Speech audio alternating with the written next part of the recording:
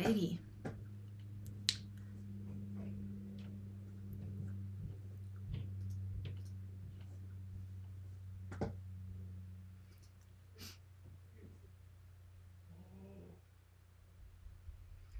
Okay, whoever pops in first, if you can let me know if you can hear me, that would be great. I'm cold today.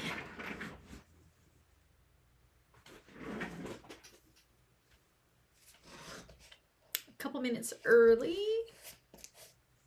Got my Starbucks.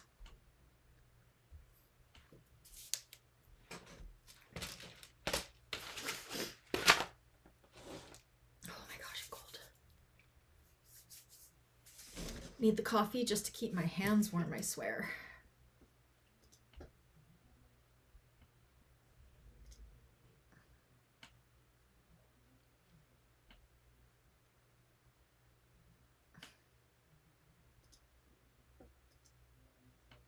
Hi, Diane.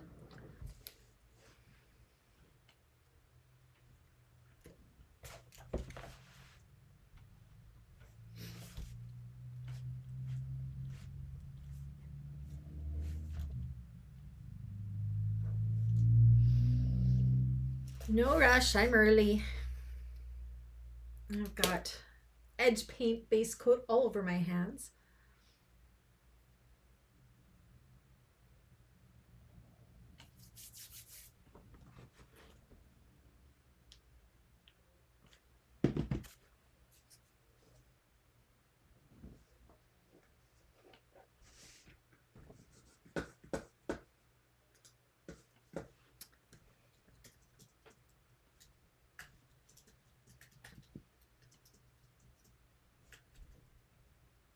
Excuse me. Hi, Cynthia. Watching tonight? Right, you're waiting for your white thread, right?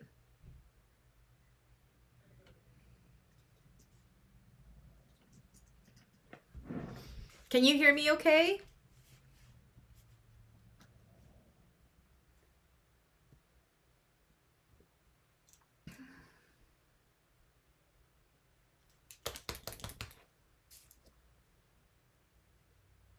I'm cold, just freezing.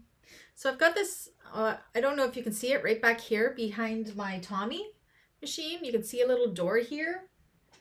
That is a door in the wall that goes under the stairs where our water main is. And that room is not insulated at all. It's just like under the stairs. So my studio is freezing because I have that door open right now so that pipe doesn't freeze. So the heating's getting sucked into there. But I'm cold. Much warmer though. It's only -9, I think, and it's starting to snow. So it's definitely better than the -30 we were getting. And I have power, which I did not have on Thursday. My power and my internet kept going out. So that's why we had to cancel class. But that's all right.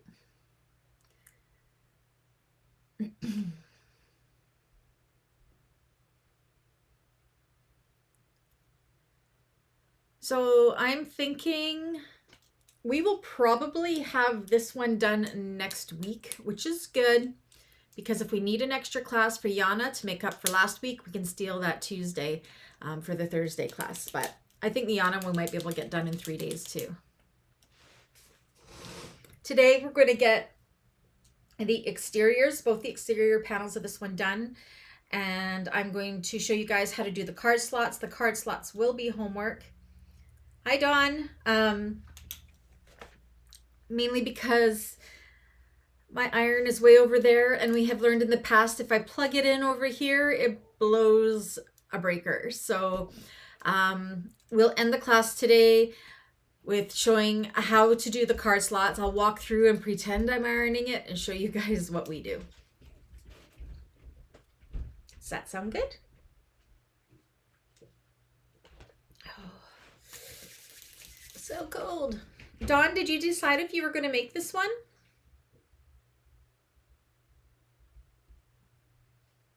We'll just wait for Diane to come back. Diane, so Ms. Diane, she finished hers already. So, if there's any questions and I miss it, Diana's there to help answer. Ouch, got knots. As she started sewing it and couldn't stop.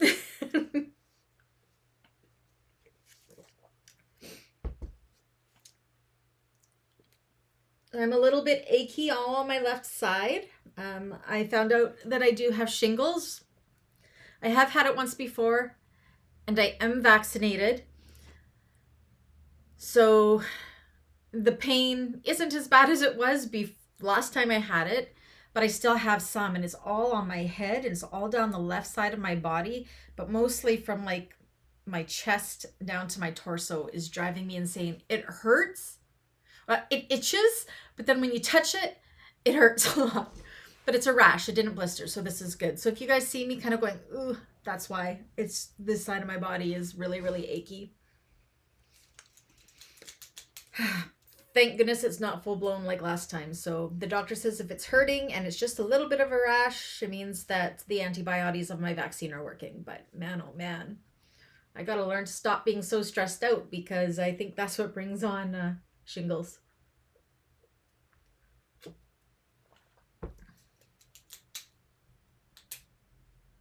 Aw, you're not doing it, Dawn. Maybe you will in the future, though. Well, I have a few of you here, and we're waiting. I am collecting pictures for any of the class bags that we did for 2023. I am in need of some more. Mabel is one of them, so if you made a Mabel and haven't posted the pictures yet, please do send them to me or put them into the album on the Facebook page. Oh, it's okay, Cynthia. I'm surviving. I'll be fine. I'll be fine.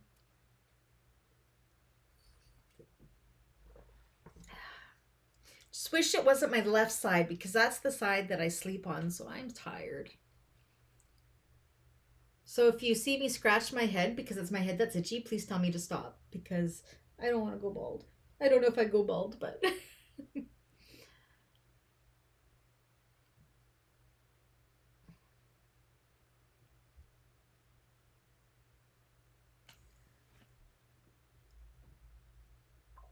oh well. So where are you getting it from, Cynthia? Are you getting it from Sunny Sewing or from Cleaner Supply or Waywack? Or Kasaya probably has some, I would think, too.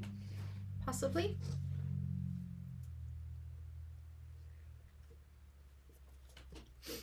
I think so far you are the only American in chat, so unless some of the Canadian friends here have bought Tech 70 in white from in the States somewhere that can share where they got it from.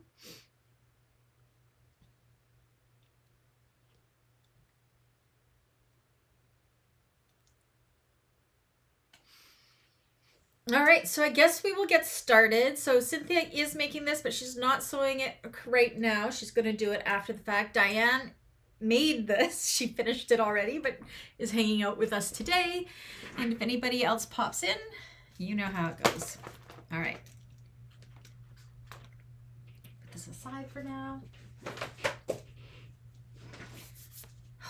Just warm up my hands a little bit longer. Saya Swag. Yeah, I said I've got two of her threads. I love the colors. She's got amazing colors. I wish I could, it was cheaper to have them shipped here, but it's just not. Riley, my son, brought me Starbucks. He just went and registered for nursing school, so he has to do some upgrading stuff, but not this March, but the following March, he will be going back to school to be an LPN. He's all registered in. This year's class was already full, so he didn't get in for this year, but he needs to do some upgrades anyways, mainly in math, so proud, yay, going back to school.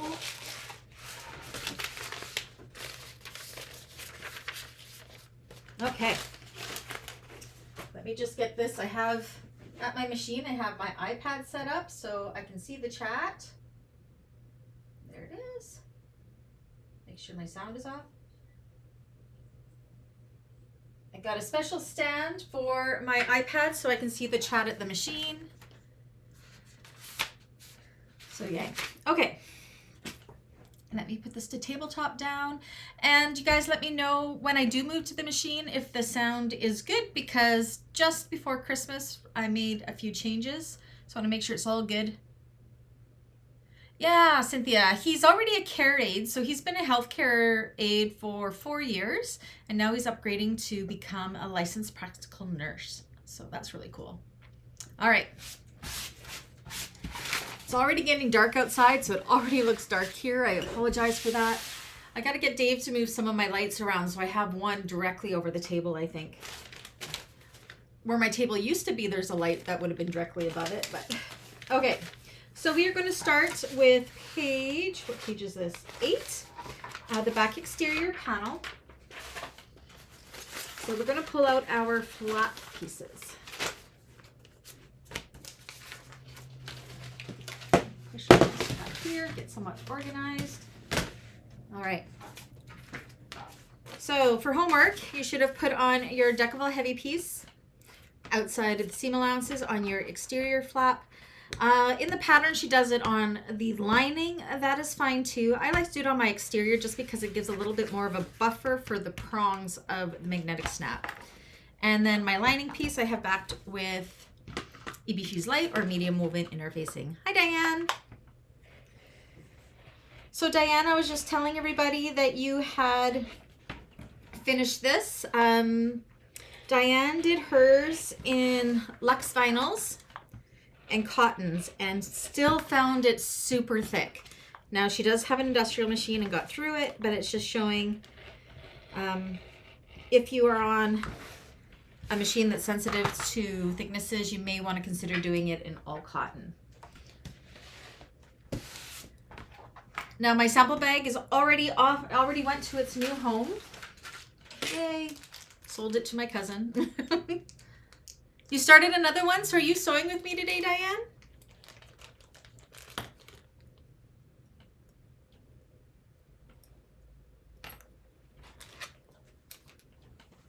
Okay, so, oops, I put it away too soon. Where'd you go? Okay.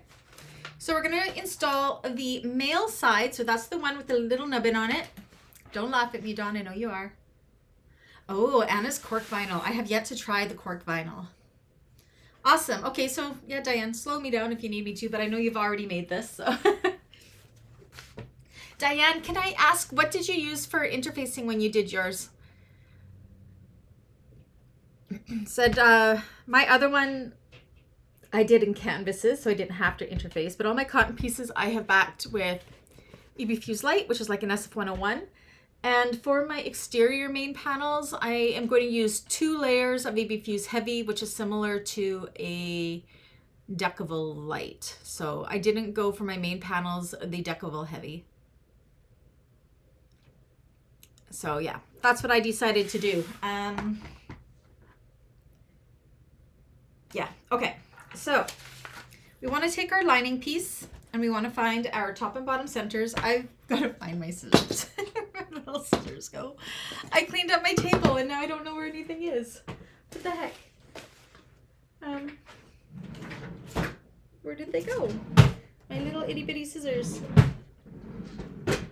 Oh well, I used my big ones today.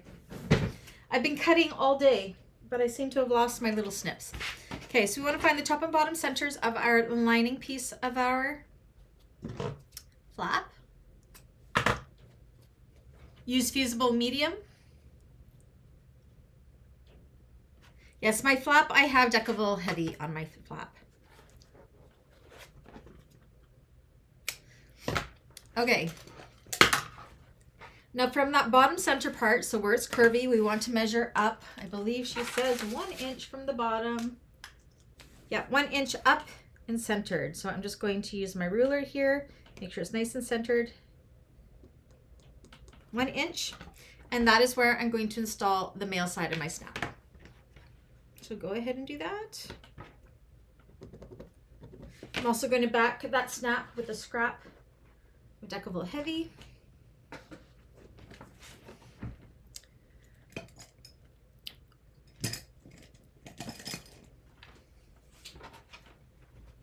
And because I am using cotton here on my little slits, I'm also going to put some fray check, just in case.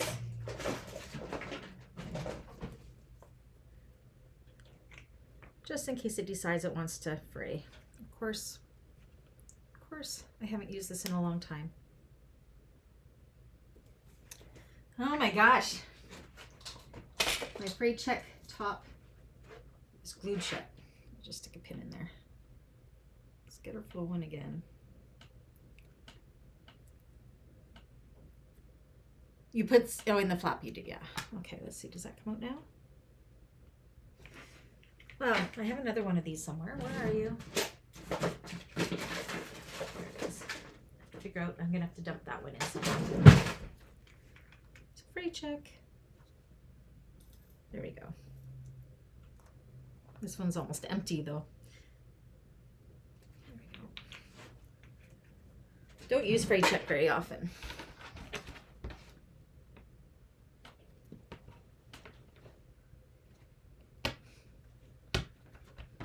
Okay. And my scrap piece here.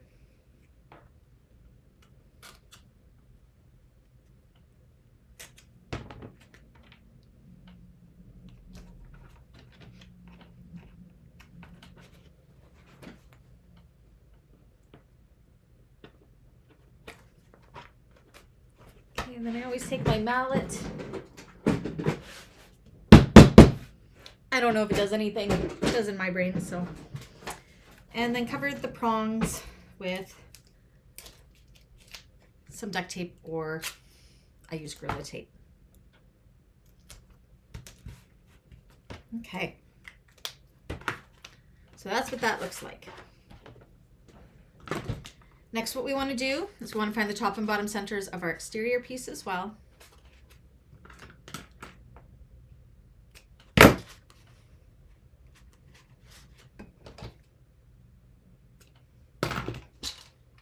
I wonder where the heck my little snips went. That's going to drive me insane. My studio is such a disaster. Okay, so we want to take these and we want to put them right sides together. Now we're leaving this top straight edge free. Like not sewn, because that is where we're going to turn this through.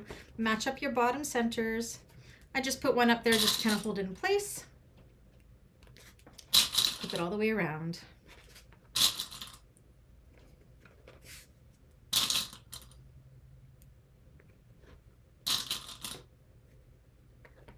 Sounds good, Cynthia. Now for your exterior pieces, you will need some kind of interfacing on it, Cynthia, as we do use that interfacing as a guide to folding it up when we get there. So even if you're just putting like a deck of a light on it, maybe, that is outside of the seam allowances, so it's not going to matter too much. But only interface the back piece 5/8 of an inch up from the bottom, if that makes sense. I'll show you when we get to my back piece. Okay, now we're going to leave this top open, but we're going to sew around all the rest with the seam allowance, which I believe is 3/8. Yeah, 3/8. Okay, so let me flip things around.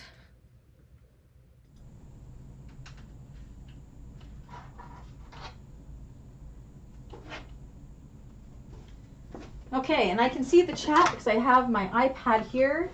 So please let me know if the sound is okay over here.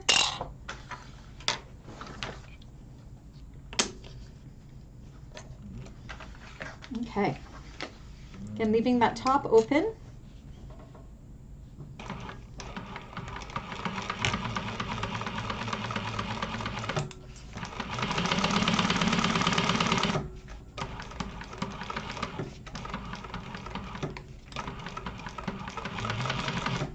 Now this comes really close to the magnetic snap there, so you're aware.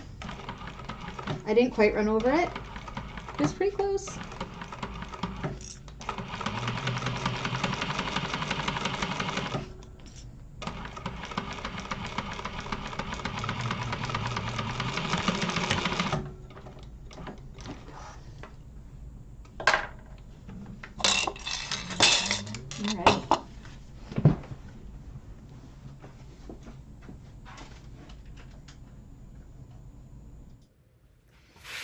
Okay, so that's what we have. We're going to take our pinking shears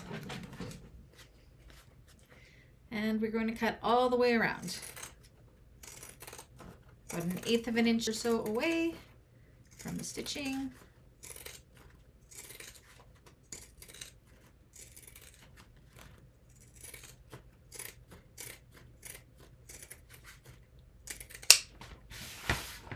Then we can go ahead and we can turn that right side out.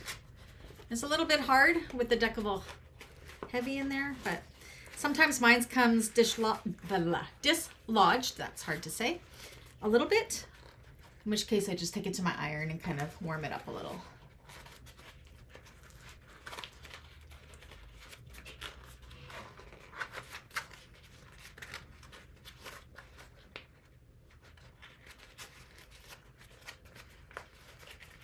Come on.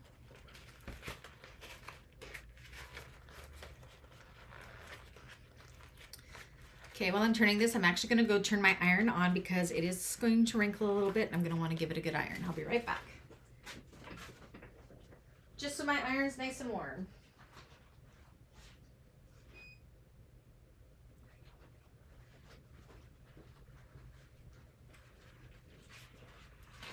Okay.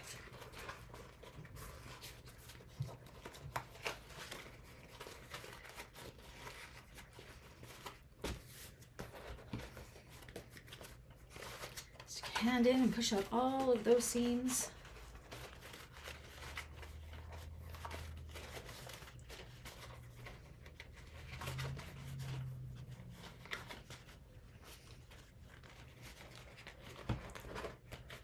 My hands do not want to work. Holy moly.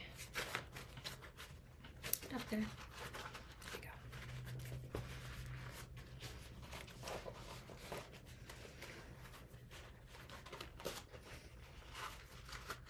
There we go.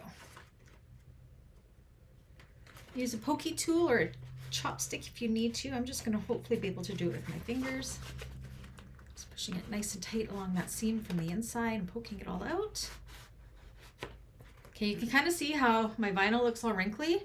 So I'm actually going to take this to the iron and I'm going to press it from the cotton side.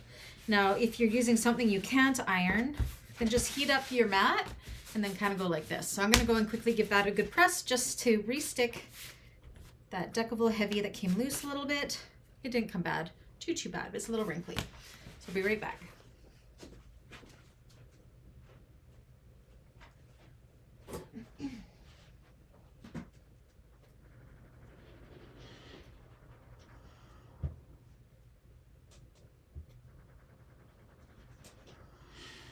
Perfect.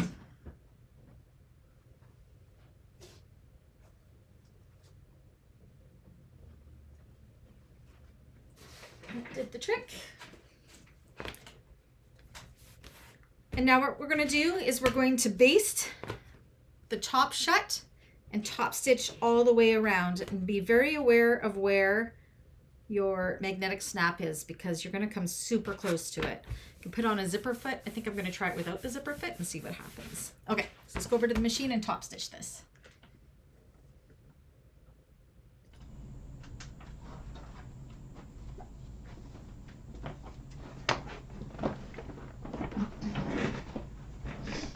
Okay, I'm just going to check my tension quickly, make sure it's good.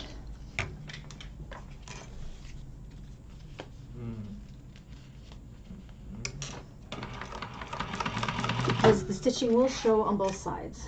A little bit tight, I think. So we'll loosen it a little bit. Okay, that should be good. So I'm going to start at the top where I can baste.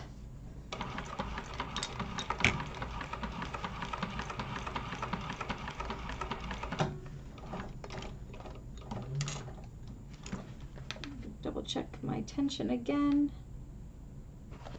Through all the layers, I think I'm good. Okay, and then we're going to top stitch all the way around.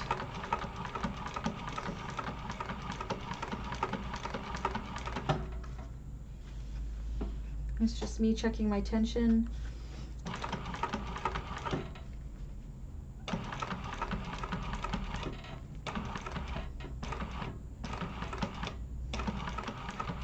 Okay, I'm going to be very aware of where my magnetic snap is here because over it, and I'm just beside it, so I'm okay. You could put on your right zipper foot there if you have a wider foot than mine and you're not going to clear it. But mine did okay.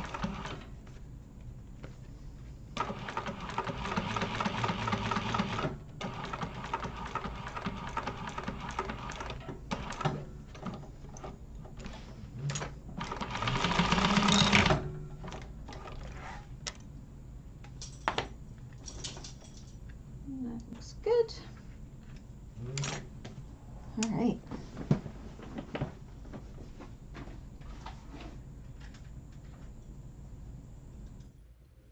And that is the flap done, and that completes page 8 and page 9.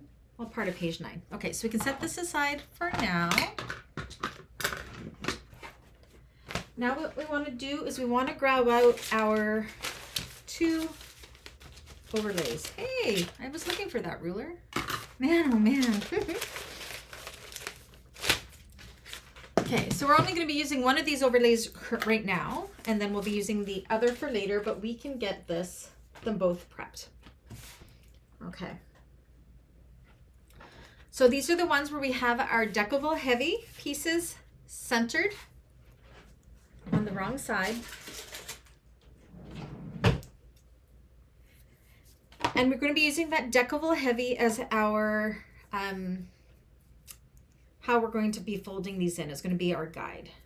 So I'm going to take some double-sided tape and put it down the center.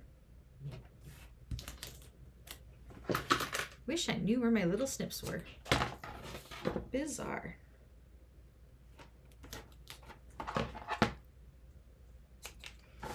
Okay. Clear this off. It looks so messy.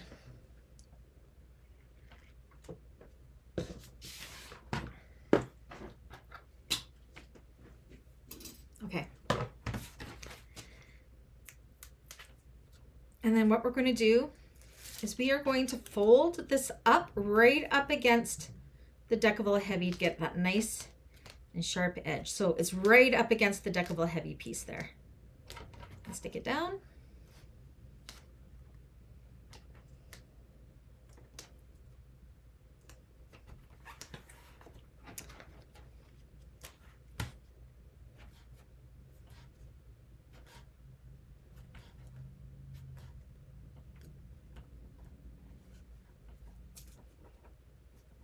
So you want to double check, and I'm using slightly bigger ones, but it should fit your D-ring. My D-ring is a little bit big because I am using a 1-inch D-ring rather than a 3/4 inch D-ring, because I don't have any 1-inch D-rings, so, or 3/4 inch D-rings, but this should be just fine.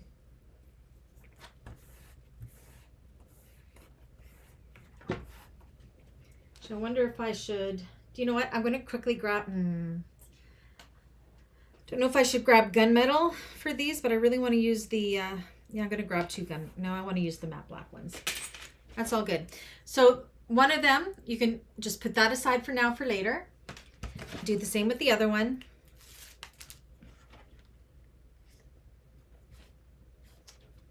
Right along that Decoville heavy piece.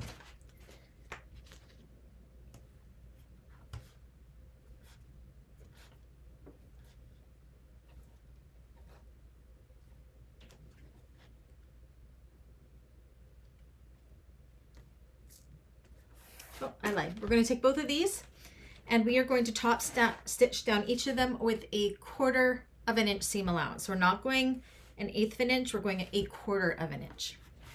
Okay.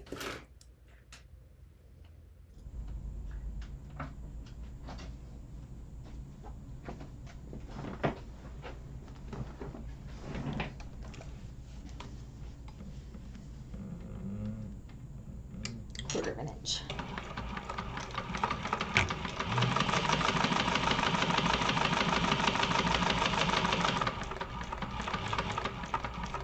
I'm going to do them both at the same time and just chain stitch them.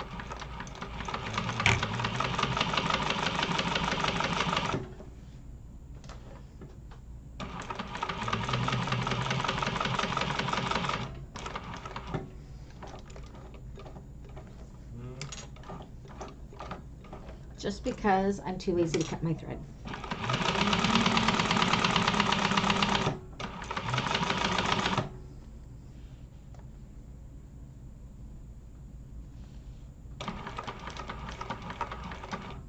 Oopsies. Look at that. This one flipped over on me.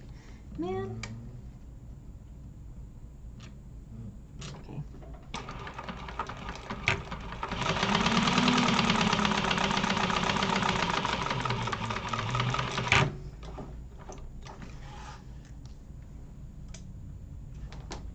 Cut those apart. Okay.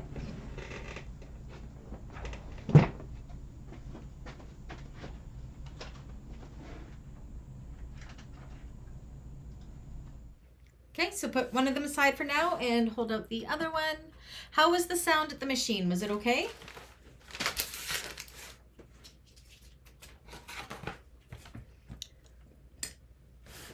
Okay, so on the wrong side of one of them, we're going to measure in 1 inch and make a mark on the wrong side. And then 1.5 inches and make a mark on the wrong side from both sides.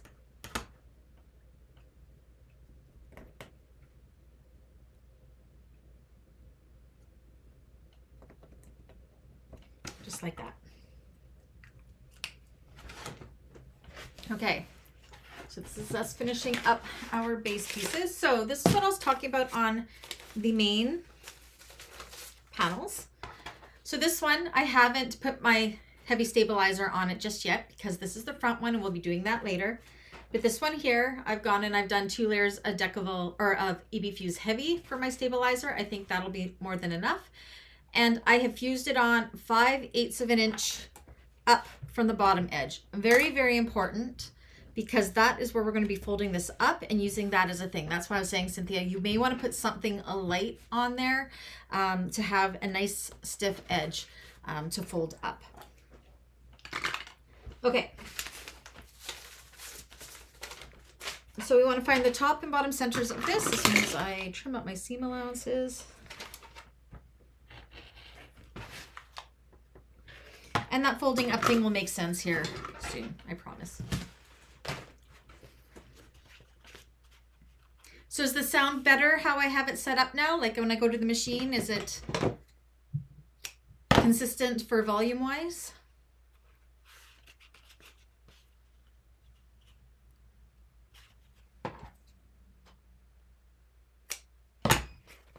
Okay, so the curvy part's up. And what we want to do is draw some lines. I'm actually just going to use some chalk because I don't think my pen is going to show up on here for you guys. So we want to draw a line that's 2 inches down from the top, nice and straight. Oopsies. Nice and straight.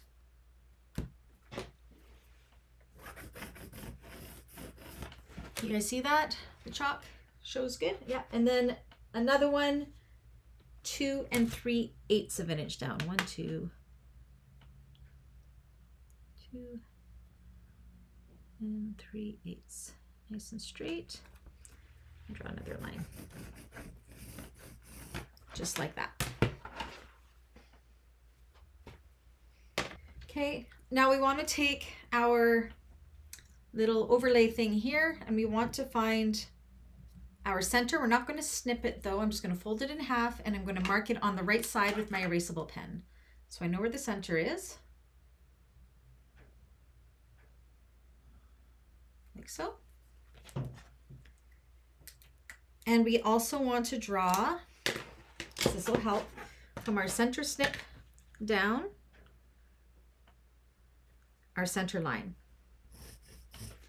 And make sure we are definitely center. And I am. Okay. So that finishes page 9. And now we're on to page 10. So on the wrong side of our flap, I'm going to use some double-sided tape just because it holds it in place better. There it is. It really bugs me. I don't know where my little snips went. Maybe they fell into my interfacing bin here. I don't know. Okay, on the lining side, we're going to put some tape along the bottom straight raw edge, like so.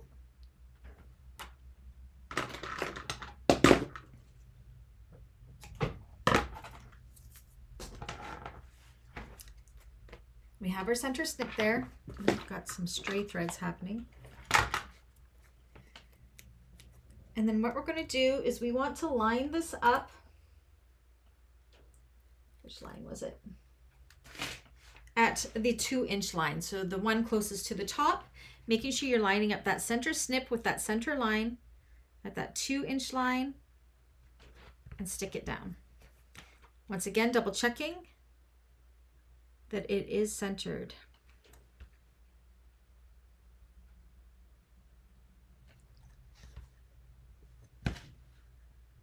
I like to double and triple check it.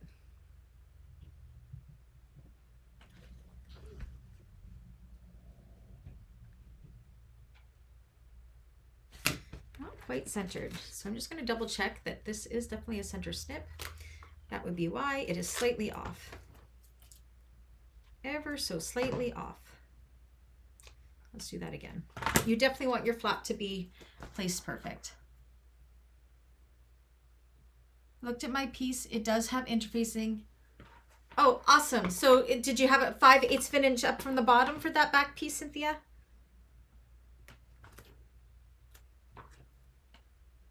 Only for the back piece for now, because we will be doing the front piece once we get it all put together. Okay, let's try this again. Nice and centered.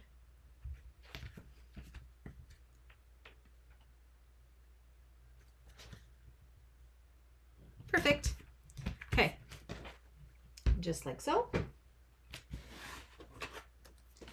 And then what we're going to do is take our overlay piece, and on the wrong side, I'm going to use some double-sided tape again. Won't be stitching through this double-sided tape if you're using the 1/4 inch double-sided tape. If your machine is sensitive to it, but it helps hold this overlay in pass. Perfect. Good job, Cynthia. Okay, and that's where that center line comes in, these little center marks, because we want to line it up at that 2 3/8 line, making sure it is nice and centered right up along that line, like so. Do you know what? I made a mistake because we should have made those marks on the right side. So I'm just going to go ahead and make new marks. Did it on the wrong side. So again, from the left-hand side, 1 inch, 1.5 inches. Same from the opposite side, 1 inch. Get so used to marking things on the wrong side, but this is easy. And 1.5 inches. Okay. So now what we're going to do is we're going to take this and we're going to top stitch it. So we're only going to go to these 1.5 inch lines. So I'm going to pull my threads along into the back. I'm going to probably start about here with 1/8 of an inch, up this line, across, down this line, and across. So you're just doing a rectangle, 1/8 of an inch top stitch going up these lines that are closest to the center.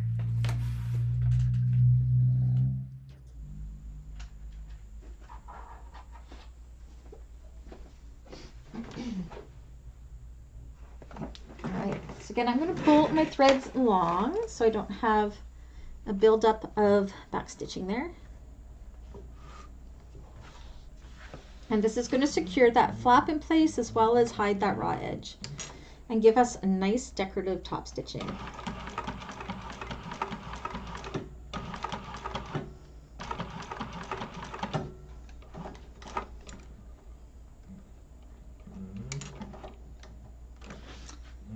Pivot, I'm going to pull my thread for the back.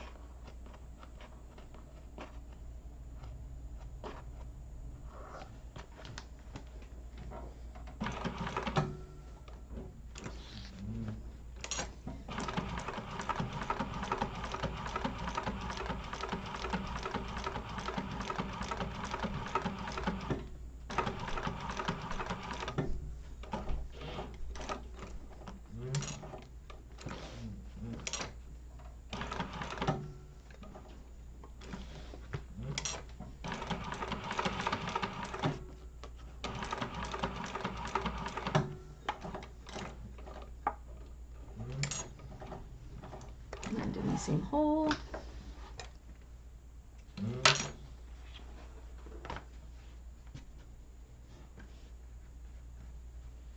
Pull my top thread through. Oh, my threads got all tangled amongst each other. Man, come on.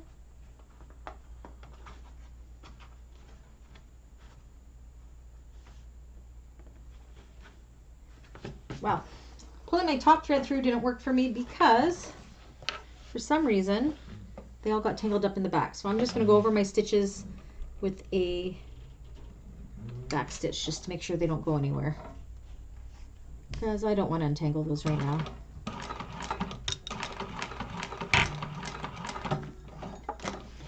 Still looks good.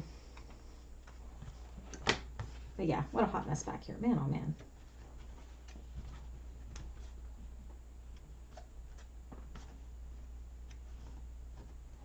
Okay.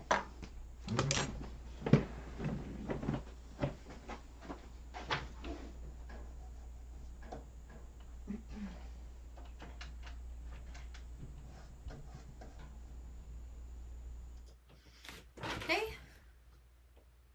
That's what that looks like there. I'm trying to decide.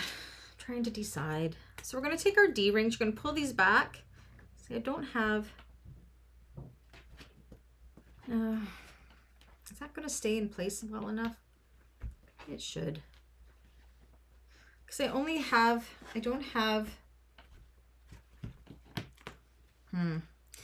have 3/4 inch D-rings, but I'm using matte black hardware. But I think for these, even if I did a gunmetal, even though it doesn't quite match, I think it'll be fine. What do you guys think? Or should I just go with the 1 inch?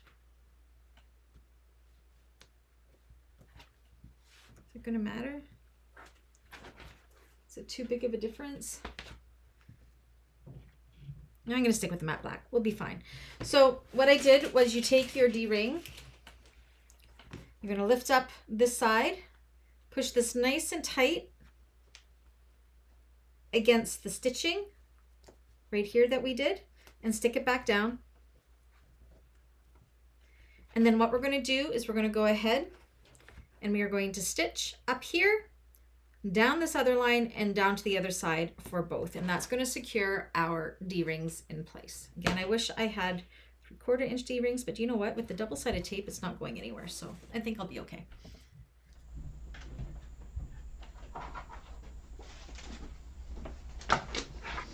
Believe it or not, we're almost done the back panel. Okay. So back stitch.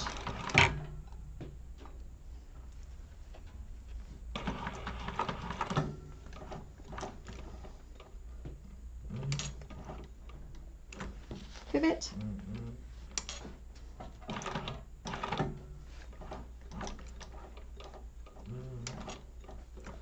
Pivot. I am going to just grab a piece of scrap vinyl to protect my hardware, like so.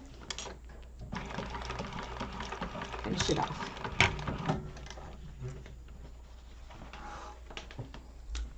I have every color in 3/4 inch but matte black, and I really want to use matte black for this. I almost used rainbow, but the client I have in mind that I think is going to buy this would want the matte black. So I'm kind of going with what I think she will want in hopes that she is going to buy it. But I think it's not moving around too much. I think it'll be fine.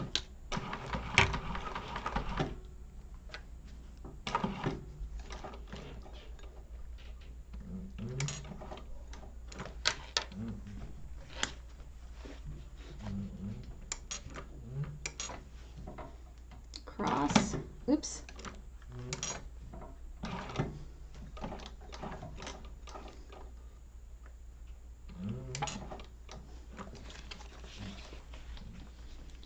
And down.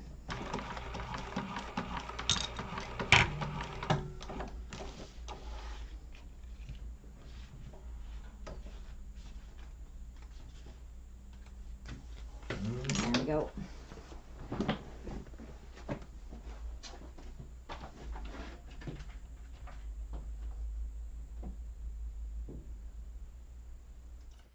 Any questions so far or pretty easy? I'm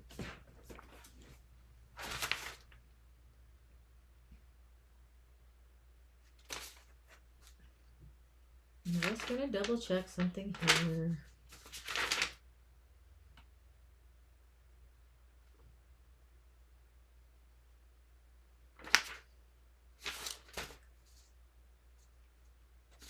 Okay, so now we're to the folding up part, and then I'll give you rivets and nameplate for homework. So where my 5/8 of an inch is from here, just like we did with this connect. Look how bad this looks right here. Oh my goodness, it's fine, but it's a mess. So I'm going to take some double-sided tape, and I'm just going to put it right along the edge of my main stabilizer, not into the seam allowances, just over the stabilizer. And then what we're going to do is use that stabilizer as our guide for taking this bottom raw edge and folding it right up against that stabilizer. Now this should only be folding up about 5/8 of an inch, so I'm going to fold it up and stick it down. And then I'm going to double check. And we're 5/8. And once you have that, you're going to go ahead, you're going to top stitch just across that edge. It does not need to look super pretty because it is going to be covered up when we finish the bag with the other overlay. Okay, so let's go do that.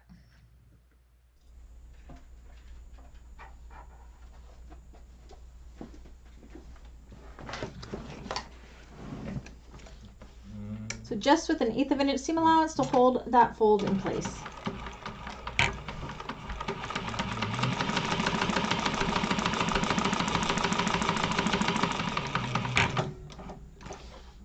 Oh man, I ran out of bobbin.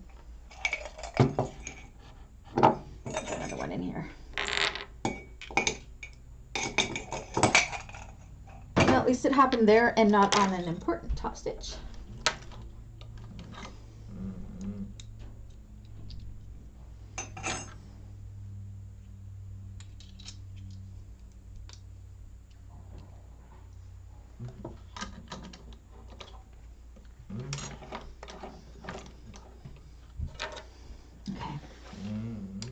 Take two.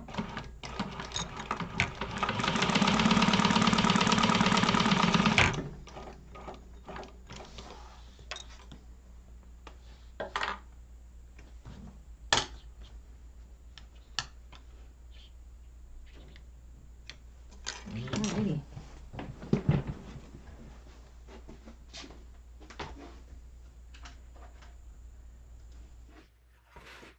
All right, so that is our back panel done. All that's left to be done on this, and you can do this for homework, is you want to put in a rivet right about here and right about here. And you can decide if you want to do a rivet on the opposite side. I will, but you want to make sure it is definitely outside of the seam allowance over here. So I'm putting it, got to make sure there is at least, I'd say at least a 1/2 inch seam allowance there, and put it even further in, because you got to remember this is going to be all top stitched and folded under. So don't make it centered, make it closer to that stitching if you're putting one over here.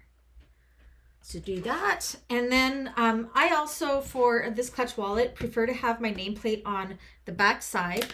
So I will be doing mine 1 inch down from the overlay and installing it right there. I'm actually going to do my chalk mark so I remember, but we can do that for homework. So right here, 1 inch down is where I'm going to put my nameplate. So if you want your nameplate on the front, or you can definitely do it on the front, I just find that the back is kind of plain and it just gives, and then it doesn't take away from the flap in the front later on. And then also your rivets for homework. So that is back panel completely done. Fast, hey? That's what it looks like.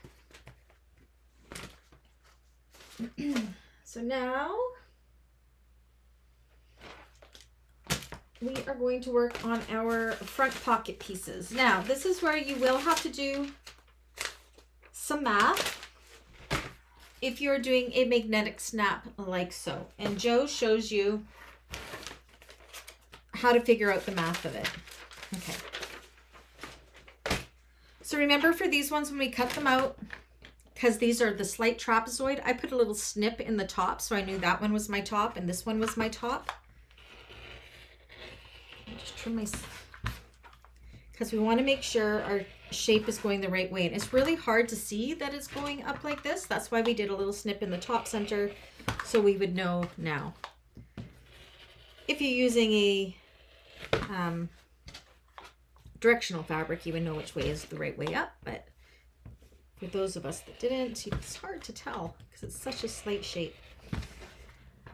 Okay, so we need to figure out the placement. Which one do I want to be my exterior? We'll make this one my outside pocket piece. So she says, and I have to do it for mine here too, to figure out the placement of the female snap on the pocket here. You want to measure from the flap edge to the magnet center. So my flap edge to the center of my magnet, right in the middle there. Of course, I'm going to have a weird number. Okay, is 5/8 of an inch is what mine is. So we want to deduct our measurement from the 3 inches. Of course we do. We have to do math.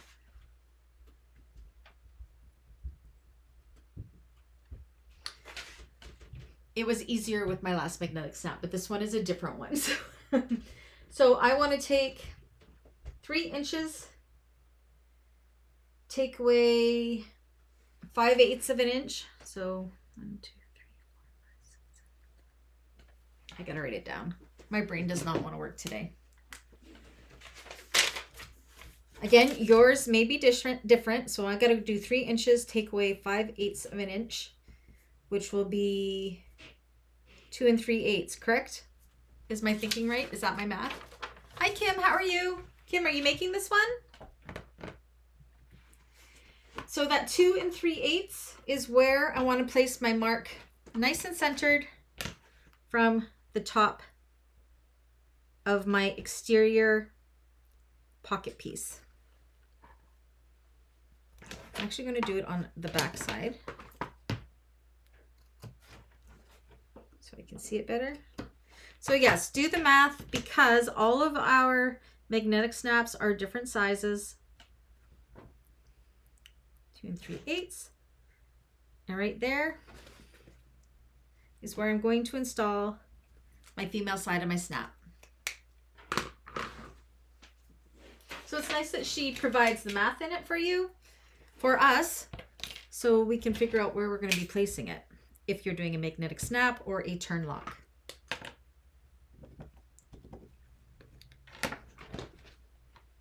Too far behind? Aw. Kim, did you do the Mabel? I need more pictures of Mabel's. I'm going to be starting working on that movie soon, but some of the classes, I don't have very many pictures. I need pictures. I need them all. Putting my freight check on.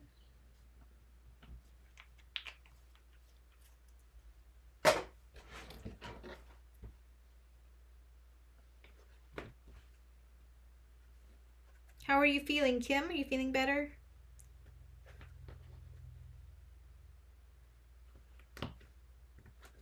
Okay, I'm also going to back that with a scrap of Decaville Heavy.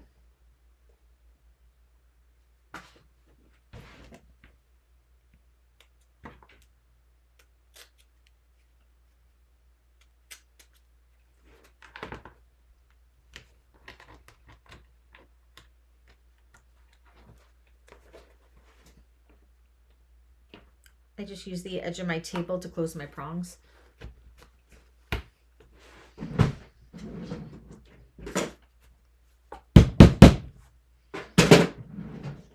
Where did I put my tape? It's still up here.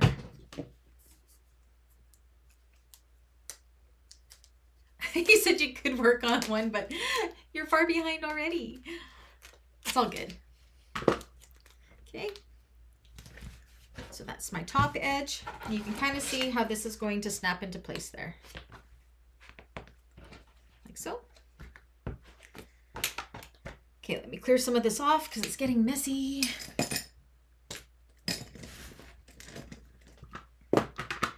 Try to keep it as uncluttered as I can for you guys. I am not a neat and tidy sewer by any means. Messy, messy, messy. Okay, so now again, making sure you know where your tops are, we're going to take the lining piece and put it right sides together with the exterior piece. Match up that center along the top.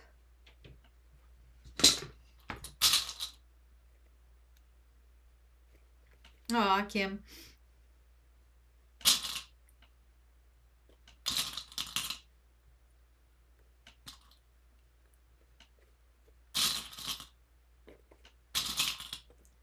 Then we're going to sew across here.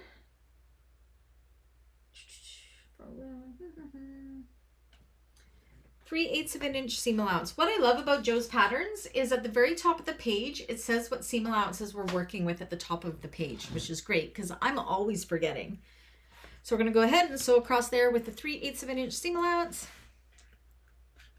Oopsies, sorry, put you guys in the dark for a moment. Oopsies, I'm just going to move this down.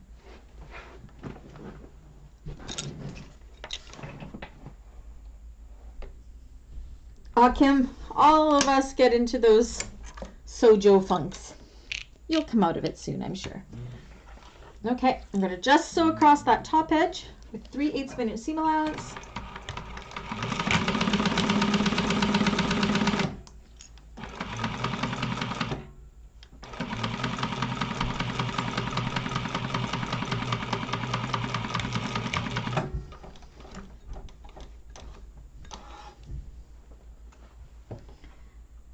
And then what we want to do, and I'm just going to do it at the machine, is we want to bring these wrong sides together. I'm just going to roll it in between my fingers. Secure with some clips.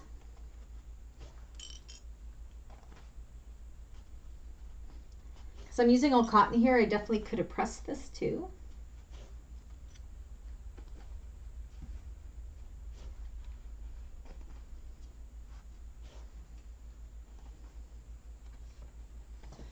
Okay, and then we're going to top stitch across this. Now we are not going to baste the sides and the bottom. We want to keep those free and clear. So just top stitch along the top.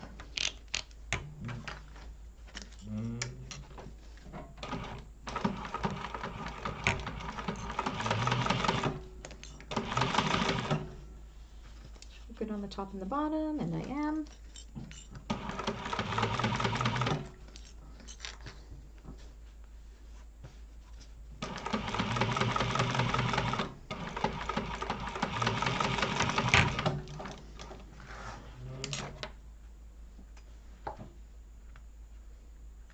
Kim, you weren't here. I announced at the beginning that my son just registered for nursing school. He's going to go not this spring, but next spring to become an LPN.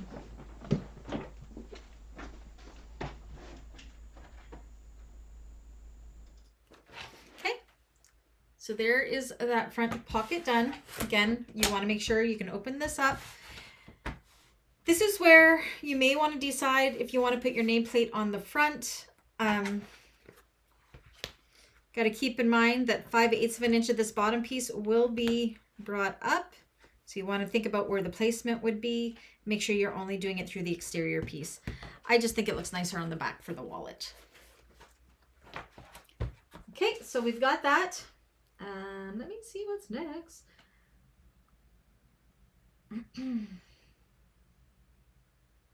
Okay, now we want to get our, so this is our main panel that we don't have the main stabilizer on the back. I just have my SF101 on here right now. Let's get that out of here. Okay, so we want to find the top and bottom centers of this. I feel like my camera, sorry. My lighting is so dark, holy moly. It's almost pitch black outside right now.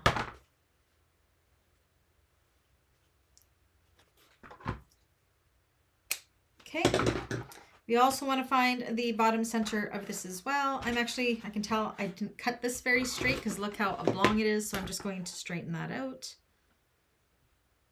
That's just my bad cutting right at this one little corner here. Okay, and find our bottom centers. Just fold it in half and snip.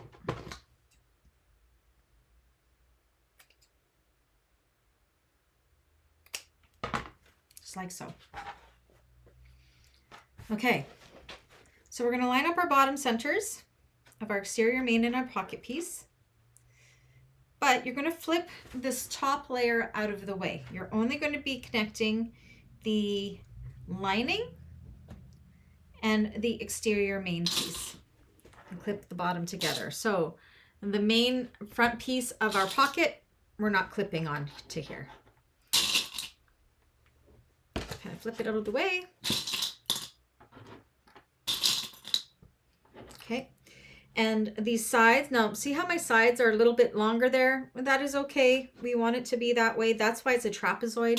I'm not going to worry about that right now. We're just going to put a clip to hold the sides in place. But when you see they are about 1/8 to 1/4 of an inch longer on each side, that is what we want. Okay, so back to flipping this out of the way. I'm going to add that into the clips just to hold it there. And then we are going to draw a 1-inch line across here. Where did my pen go now? Why do I keep losing everything, you guys? Oh my gosh. Use my other pen. What the heck? What's over here? Janelle at Emmeline Bags sent me a pretty Emmeline's Bags pen. It's my new favorite pen. Okay, so we're going to draw that 1-inch line on the back of the lining piece. So again, we have our exterior pocket piece pulled up and out of the way. This is just the lining and our exterior main panel, and we're going to go ahead and sew across that line.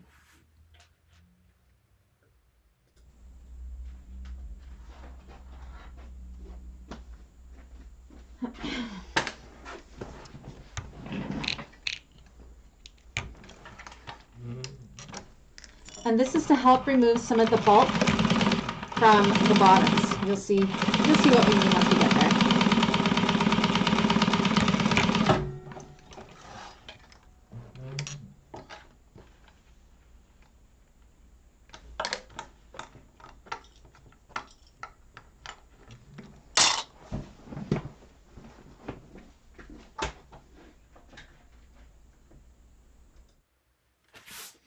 Everything making sense? Again, sorry, everything's messy again.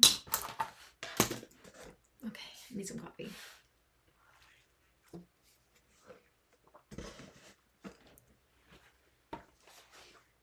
Okay, so that takes us to the bottom of page 11, moving on to page 12.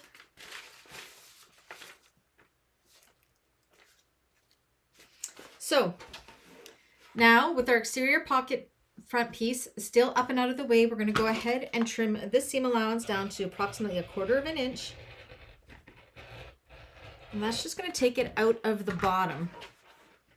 And then you can release that exterior piece like so. So this is what that looks like on the back and the front. Now you're going to line up the raw edges of the sides. And again, our sides are a little bit longer, and that is for a reason. I'll show you in a moment. Line up those edges.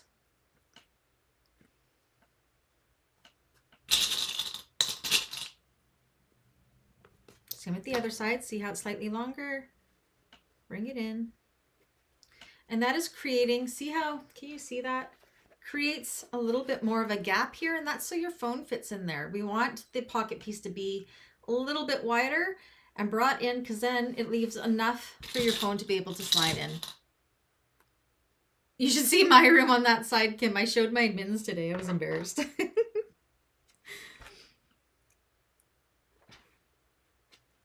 I feel like I just cleaned it. It's never ending.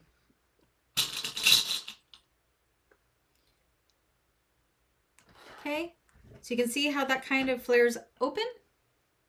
And that's exactly what we want. And that's so your phone can slide in there. Now we want to double check before we put those in place that we are nice and straight. And I'm perfectly straight. So now we're just going to go ahead and baste those sides.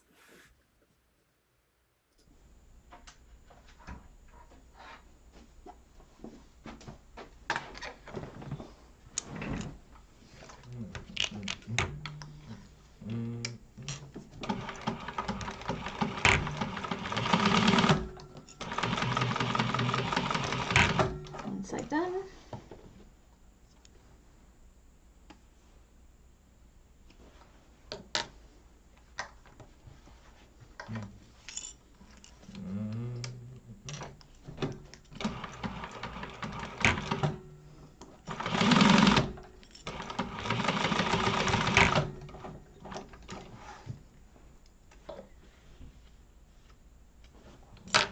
we go.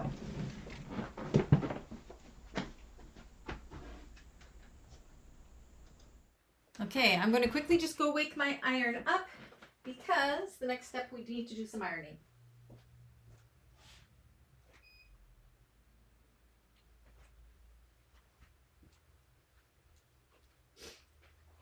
How are we doing for time? Oh my goodness, we're doing really well for time. Okay, so that's what we got. Now on the back of this piece, we want to measure, make a 3/8 of an inch line from the top. 3/8 of an inch lines from the side. This is just going to help us with the placement of our stabilizer. 3/8. And 5/8 of an inch from the bottom. This 5/8 of an inch from the bottom is the most important.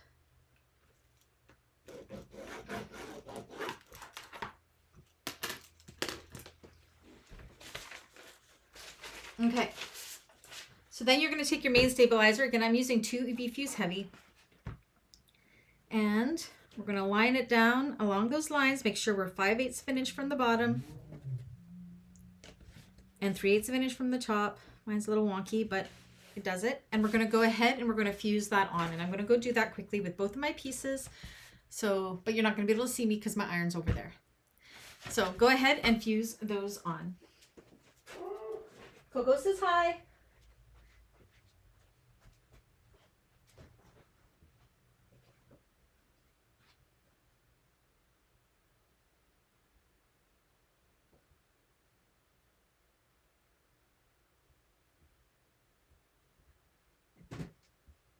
Oops.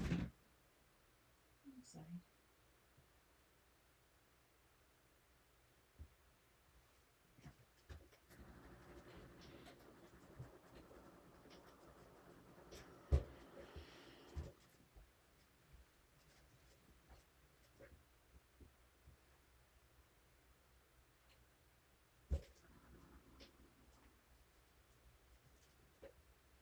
Take your time fusing it on. I know it's kind of awkward with multiple layers.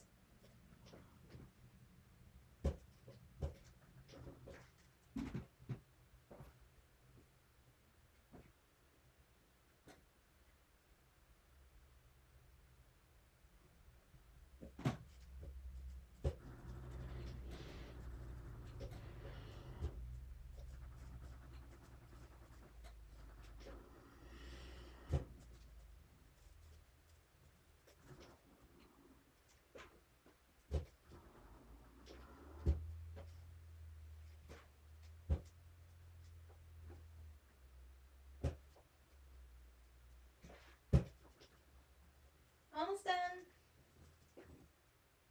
Almost there. Okay. We are good.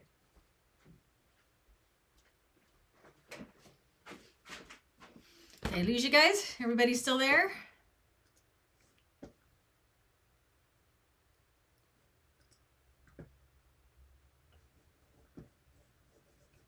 Okay, so that's our main front panel done. Now what we want to do is the same as we did on this back panel, is we're going to use our interfacing to fold up that back edge. I'm going to once again use some tape. Oh my gosh, what a mess.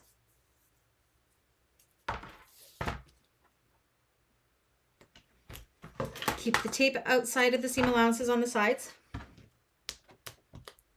And then fold up that bottom raw edge using that stabilizer as your guide and your edge. Double check that it's 5/8 of an inch. And I am.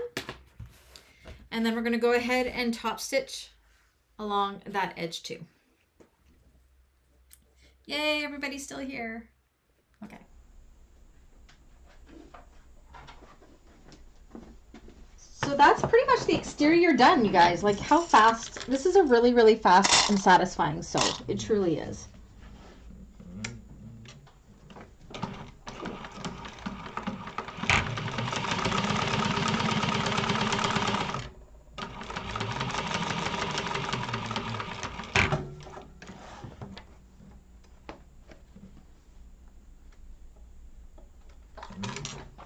There we go.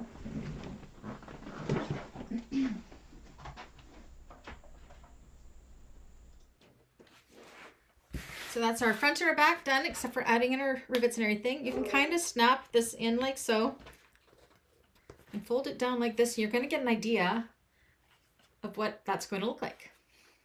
So it looks like the flap's good. It looks great. So that is the exterior. Do those few things for homework for the exterior. And set those aside for now. Let's see, we got 50 minutes. What do we want to work on next? Okay, let's do our lining zipper pocket. And then I'll show you how to do one of the wings. The rest of the wings will be for homework. And I'll show you how to do one of the card slots, and the other card slot will be for homework. How does that sound? Okay, we need our zip pocket pieces and our main lining pieces, as well as our facing piece. So this is review for most of you because we know how to do these. So we're going to do a zipper pocket with facing. This wallet isn't big enough to do my preferred way of doing a zipper pocket with an overlay. It's just too small. So this is how we're going to do it. I'm just trimming my interfacing out of the way. There. And for those of you that are doing this after, if you have any questions, you do know you can just message me.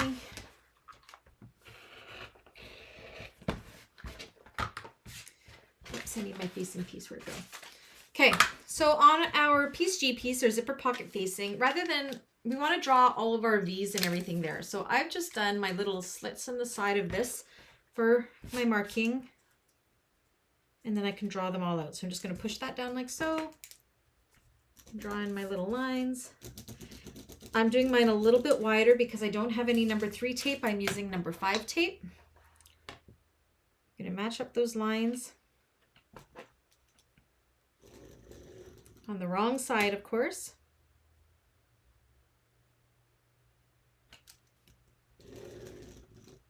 Okay.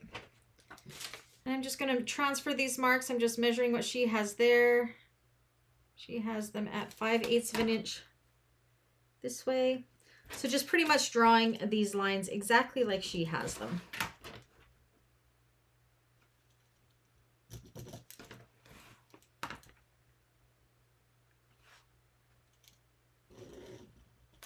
And then my V's out.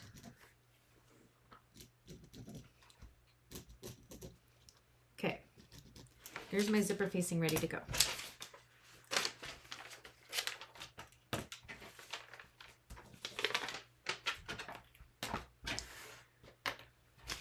Okay, so our lining piece, we just need one of them for now. And I'm just trimming my interfacing because I didn't do that before. Okay, find your top and bottom centers.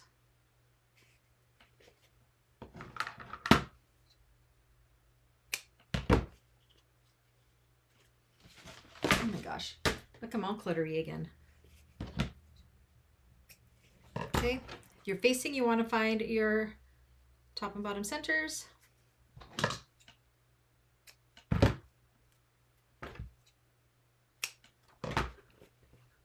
Okay, so we have our lining piece right side up and our facing right side down. And we want to place this. Let me double check. I'm going to need this.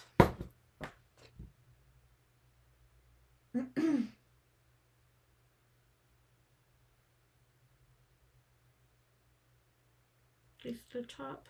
Let me see here.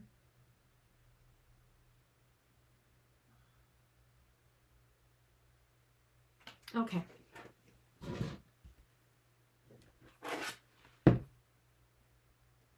We want to take our rulers and put them 5/8 of an inch down from the top edge, or you can draw a line. I'm just going to use my ruler. 5/8 of an inch, nice and straight.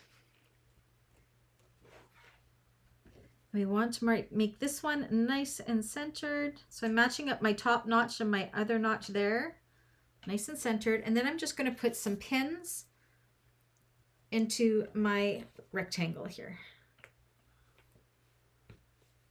like so. Make sure it's staying nice and straight.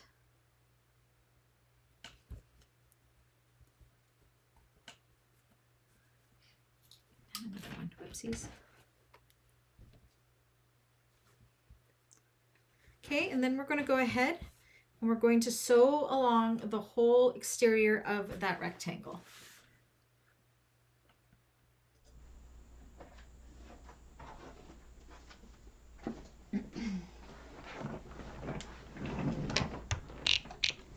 Alrighty. Make sure to backstitch. I always backstitch at my corners when I do these kind because it helps make sure my corners are nice and tight. This is not my favorite way of doing zipper pockets by any means. My corners always look really crappy, so I find that just helps them be a little bit neater. So when you see me backstitching in the corners, that is why.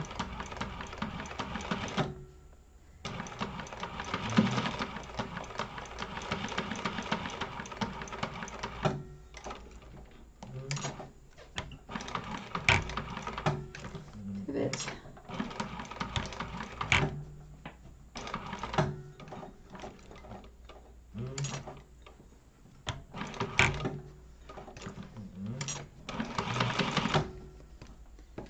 With my pins at this point so I don't run them over.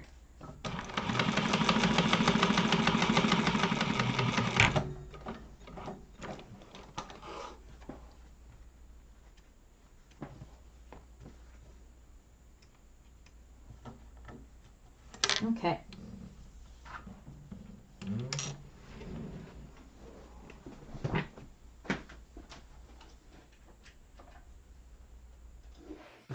Okay, let's clear away. I'm going to need this. I'm just going to put away everything I don't need right now.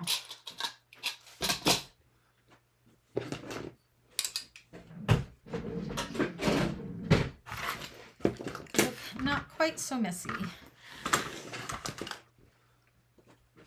Even though I just kind of pushed everything to the sides.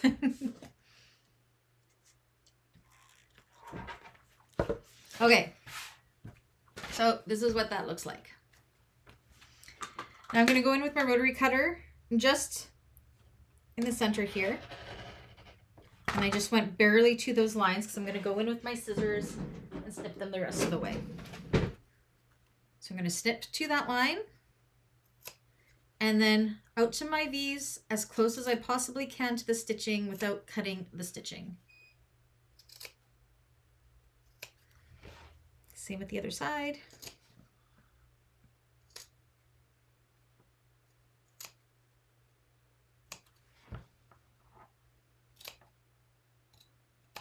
Like so.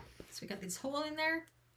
And then we're going to go ahead and we are going to take that facing and bring it around to the wrong side to bring these wrong sides together. And I'm going to take this over to my iron and give this a good press to have it all held open. So I'm just going to run over there and do that quickly. Again, bringing them right sides together.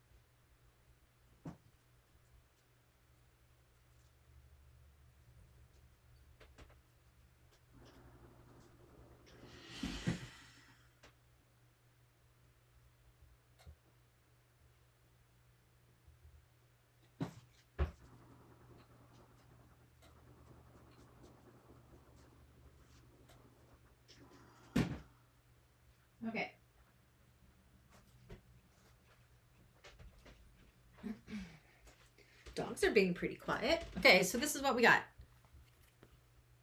So we can set that aside for now.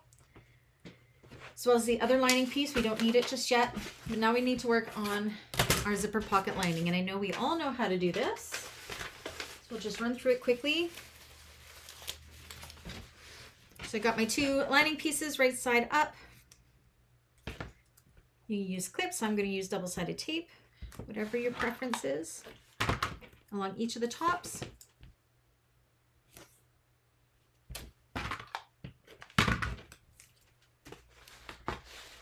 I'm going to take my zipper tape, which is going to be about the same width.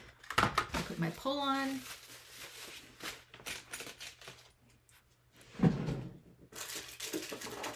I'll just use my handy dandy fork to do that. Guess you guys can see what I do. I'll go like this. Put it onto my homemade zipper jig. Oopsies. So my pull is wrong side up. My zipper is wrong side up, and I'm just going to hopefully get it nice and straight the first time. Nope. Keep doing it till it goes on nice and straight. Not quite. I didn't draw my lines on the back. There we go. 3 times. Got it. All right. So I got my lining right side up and my zipper right side up. Yeah, I did go to the iron. I'm playing hide and seek. Okay, we're going to go ahead and we're going to sew that in place. And then we're going to do the same on the other side. So both of these are right side up.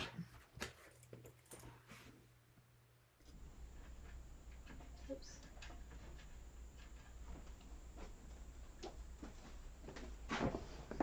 I'm going to show you guys a neat trick that I learned from Barb on Jeannie's Designs. It's so handy. So I'm going to sew this with a 1/4 of an inch seam allowance across.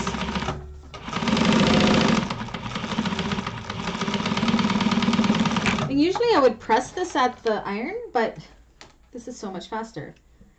So once you have that done, you're going to kind of press this up so the zipper's right side up, and finger press that seam down like so. So you have your lining wrong side up, your zipper's right side up, and then we're going to go along here with a 1/8 of an inch top stitch along the zipper tape, and that's also going to put a top stitch right along here, as well as open up that seam so you don't have to go and press it. Genius.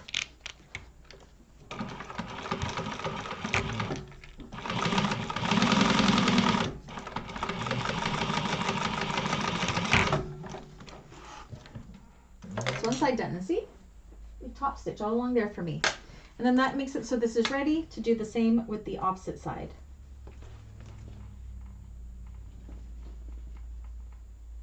So fast. Such a simple thing makes things so much faster. Thank you, Barbie. Oops, I'm trying to run over my zipper pull. Never a good idea.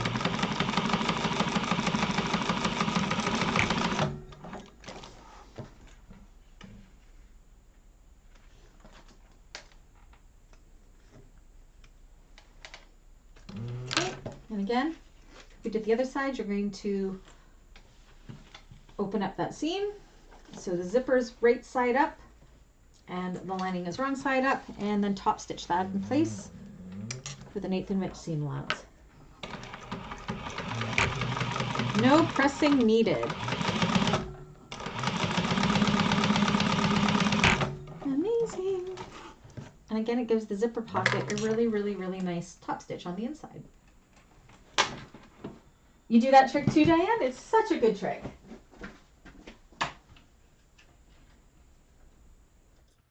Okay, so I'm just going to trim up my zipper tape so it's the same size as my lining. And then we're going to put this together just like we do with any zipper pocket. I have my pull going to the left. I'm going to use double-sided tape again. I'm going to put it along the long sides of my rectangle here, of my overlay.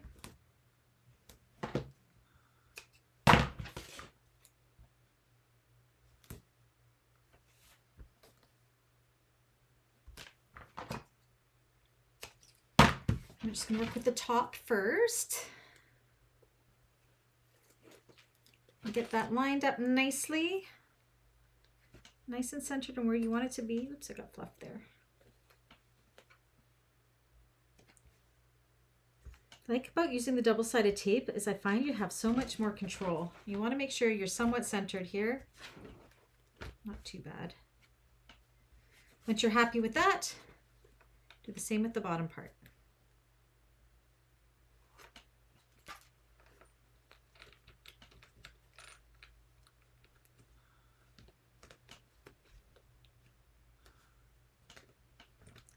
Stick it in place, stick it in my fingers. And then we're going to go ahead, make sure your zipper pull moves freely there. It does. And we're going to top stitch that in place around the rectangle, making sure your lining pieces stay butterflied out from one another.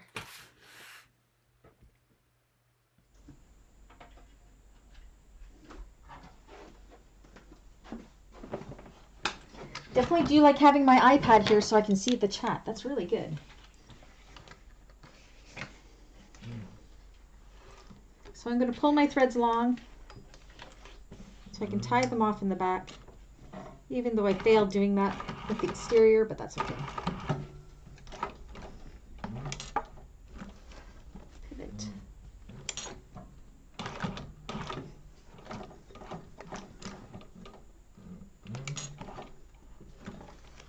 Okay, I'm going to pull my top thread through. I'm going to make sure those are out of the way so they don't get all tangled up in the stitching like they did last time.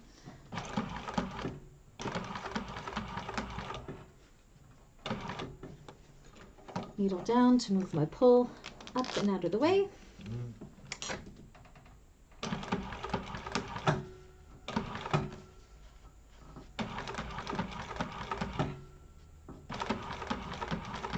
Number 3 zipper would definitely be better than a number 5 here. I just didn't have any number 5 or number 3. It's such a tiny pocket.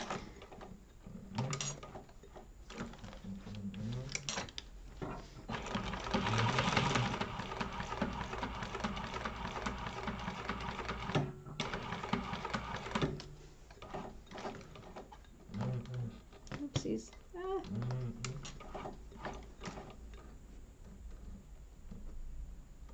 And in my starting pole.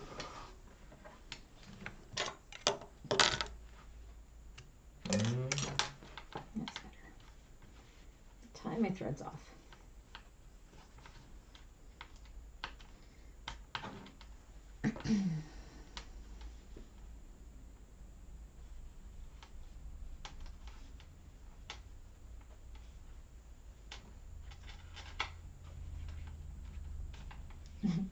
So much base coat on my fingers, it's all peeling off right now.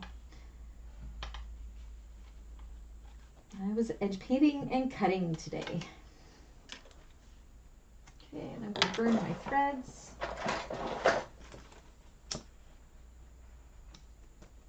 Make a nice melted knot there. Okay. Make sure your zipper opens and closes, and it does. Now what we want to do is we want to bring our linings right sides together, like so. And this one that is a little bit longer, I'm just going to trim it up so they match. Only the zipper pocket lining. Make sure you're not cutting your lining panel, your main lining panel. And then we're going to sew those 3 open sides together, making sure your lining panel is being held out of the way. And you'll see this little triangle thing here. I always try to catch that if I can. And I always do a little back stitch over the teeth just to make sure they're nice and secure.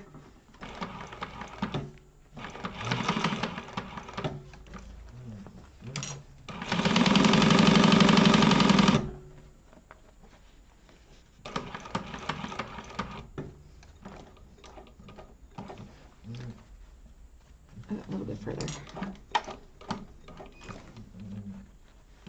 Okay. Again, try to catch that little triangle there if you can.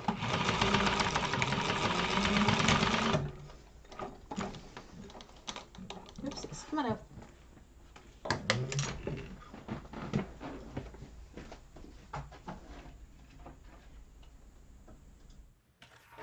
Okay, this is what that looks like so far. And now we can go ahead and we can trim up these side seam allowances to 1/4 of an inch. So we want these to be as far out of our side seams as they can be over here.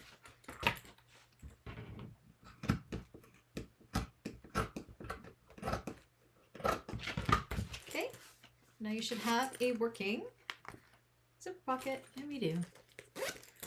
So you can set that lining piece aside for now. With our other lining piece.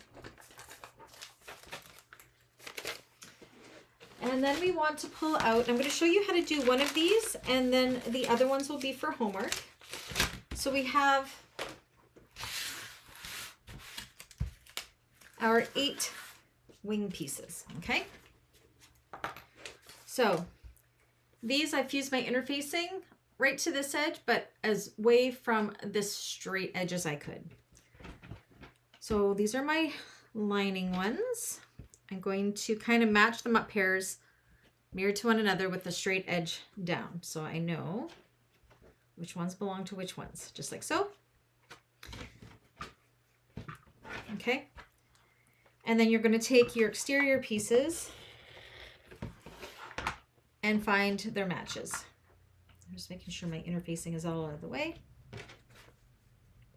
Find their buddies. Okay, so everybody has a buddy. I'm going to just show you with one. So we're going to take these pieces. Oops. What did I do? They weren't with their buddies. Okay, so they should be mirrored to one another like so. Match the straight edges. Okay. And where's my clips? We're not going to clip the straight edge. We're just going to do the top, the diagonal side, and the bottom. Right sides together.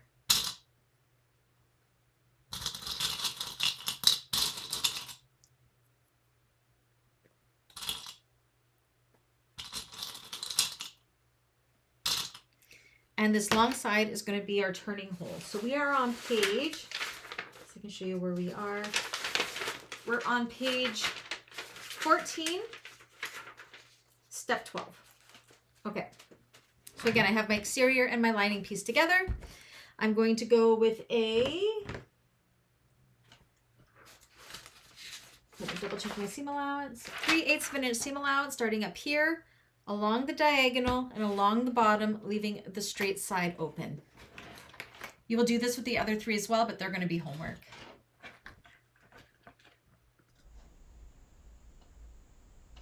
Oops. I was trying to record that. That was silly. Okay. So 3/8 of an inch, starting at top short side, back stitch.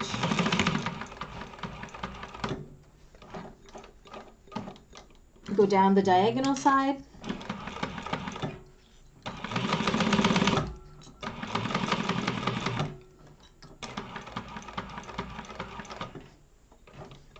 And then across the short bottom side. Again, not stitching through the long straight part.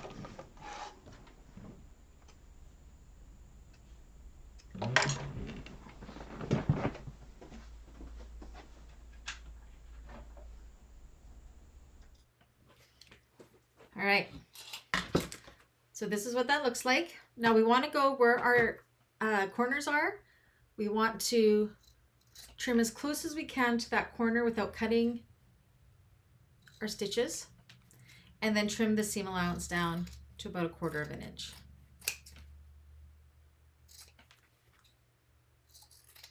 Okay, then once you have that, you can turn it right side out.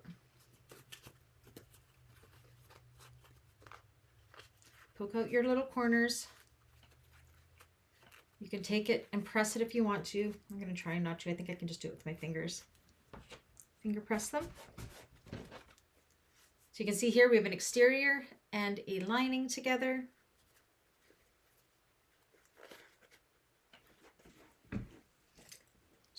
a little poker stick here and poke out those corners. Okay. Now you can definitely go ahead and press that. I'm not going to worry about it because I don't want to go back to my machine. I'll just use some clips. So that long straight edge that's open, put that shut.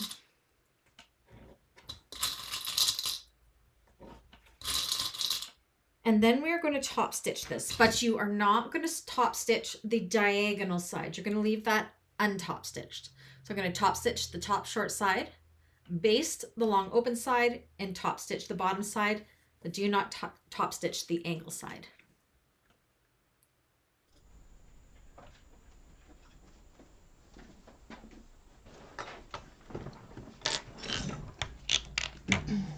Okay. So one of the short ends.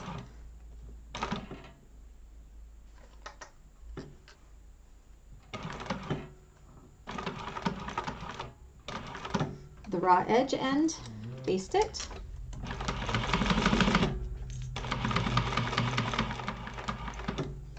And then the other short end, leaving that angle side unstitched.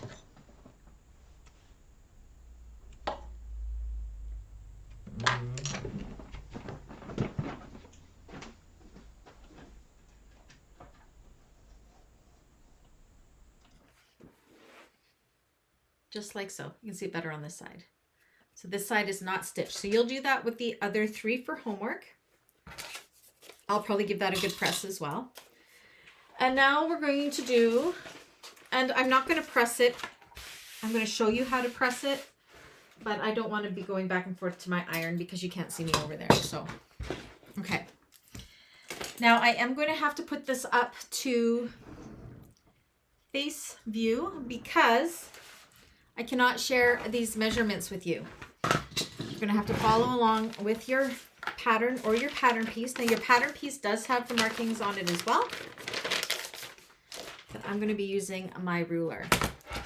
So you want to make sure you mark your top. So I'm going to write top at my top and bottom at my bottom. Top, bottom, very important. So we are looking at page 15. We're going to draw the lines for our card slots, and you are going to mark starting from the bottom edge, okay? So the measurement she has there is starting your lines from the bottom edge. So I'm going to do my first line from the bottom. I can't tell you what that measurement is, but you'll see it there. And I'm going to draw it across. And then I'm going to draw from the bottom the next line up from that line. The measurement is from the line that we just drew, and draw that one across. And do that for all of the measurements there. Starting from the bottom, working up, and each measurement is from the previous measurements line.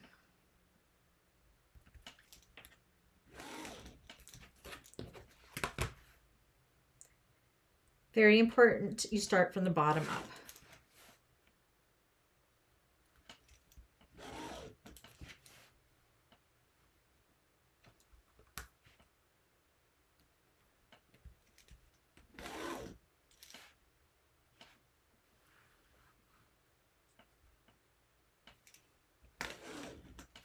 One, two, three, four, five, six, seven, eight. 1, 2, 3, 4, 5, 6, 7, 8. Okay, so 8 lines. And then you also want to make a 1/2 inch line from the top edge. Okay, now I can put this table down here. Okay, so top, there's that 1/2 inch, and then all the lines that I measured from the bottom edge. Now, I'm just going to show you the basis of how to do this, and then it's going to be homework because you need your iron to do this.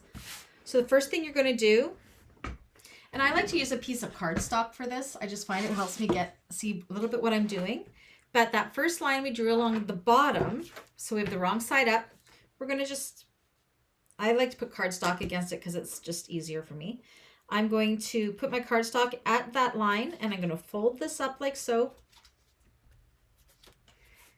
And I'm going to press that, okay? So pretend I'm ironing. I believe the next line.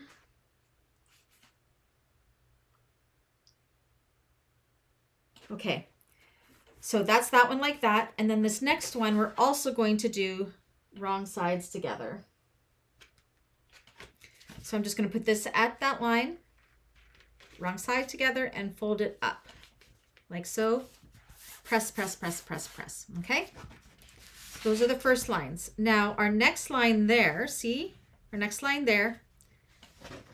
So this is easiest if you flip this over like so, and then working from this way the rest of the way. So you're going to go up to that next line. This is folded in, and we're going to fold it that next line, right sides together, and press it. Then the next line, you're going to fold over, wrong sides together, and press it. Okay, again, I'm not doing this super accurate now. And then you're going to go to the next line. Oops, that next line was there. You're going to go right sides together. You're going to see this accordion shape start forming. This one, wrong sides together. Press it. Right sides together. Press it. Wrong sides together. Press it. Again, this isn't going to look great because I haven't really done it, but you can kind of see how our card slots are forming, like so. And then this last line on the top, where we drew the 1/2 inch line, you're going to fold that in 1/2 inch together and press it. So this is what it looks like from the back side. So they don't quite, they almost go together, and this is what it looks like from the right side. Again, these will be nice and neatly pressed. And then you'll make sure that your cards all fit in there, okay? Now, you can go ahead and you can top stitch all of these folds. She does not in the pattern. I'm not going to either because it looks super sharp without that top stitching. But if you decide to do that, you definitely can through those folds. But I'm just going to leave it as is. So that'll be homework. Again, I hope that made sense what we did there. She explains it in the pattern really well, but that is what it's going to look like. So just follow that way of doing that and you will be golden. All right. So that is really all we can do now. We are almost finished this. We're like 2/3 of the way through, like so fast. We are definitely going to be done this next class. So again, for homework on your exterior back panels, do your rivets if you're doing rivets, making sure your rivets are going to be outside of those seam allowances on the edge. If you're worried about it, leave those rivets on the outside of the D-ring out. Put on your nameplates. Do your card slots, do your pressing of your card slots. What else did we have to do? Oh, and your other 3 wings, gusset wings. It won't take you very long, I promise. And then next week, all we have to do is finish putting all the pieces together, top stitching this baby, and we are done. Any questions about anything? And I do have the tutorial up if you need that. Of course, you have this class for reference. And if you still need help, you can always shout out to me and I can give you a hand. Any questions, comments, concerns? My coffee's nice and cold now. So as you can see, this is not a super long project. Cut to finish, 3 hours maybe less, but yeah. So we'll finish up the lining and then we will put them all together and then we'll be done next week. Does that sound good to everybody?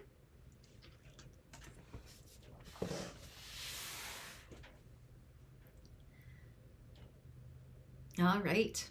Well, thank you everyone for joining me today. Again, we'll finish this up next week. This will only be a 3-class project, I can see. Yeah, and then I'll see most of you on Thursday for Yana course. Now, Yana class. We are a little bit behind because I had no internet and no power last Thursday, so we skipped that class. but it is a fast sew as well. So it'll be all ready to go for Thursday, and I'll see you guys on the next one. Goodbye. Talk to you later.